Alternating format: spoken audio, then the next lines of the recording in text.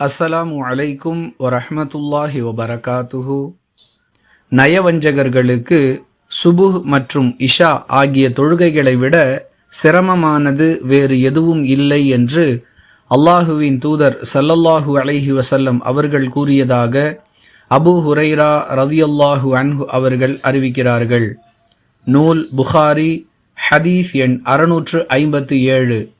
அன்பிற்குரிய அல்லாஹுவின் நல்லடியார்களே, தொழுகைகளை முறையாக நிறைவேற்றக்கூடிய பெரும்பாலானவர்களுக்கு சுபுஹ் மற்றும் இஷா தொழுகைகள் சிரமமாக இருப்பதை உணரலாம். இது குறித்து எச்சரிக்கை செய்யும் விதமாகவே அல்லாஹுவின் தூதர் ஸல்லல்லாஹு அலைஹி வஸல்லம் அவர்கள் சொன்ன இந்த செய்தி அமைந்திருக்கிறது.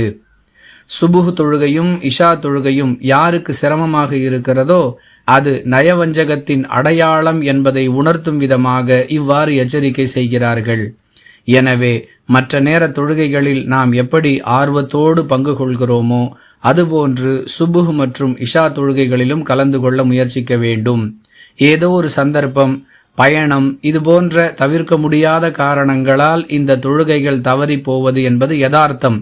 ஆனால் இந்த 2 நேர தொழுகைகளை ஒருவர் தொடர்ந்து சிரமமானதாகவே கருதுகிறார் என்றால் அவரிடம் நயவஞ்சகத்தனத்தின் அடையாளங்கள் குடிகொண்டிருக்கின்றன என்பது இந்த ஹதீஸ் நமக்கு சொல்லக்கூடிய பாடம். அல்லாஹுவை அஞ்சி நடந்து கொள்வோம்.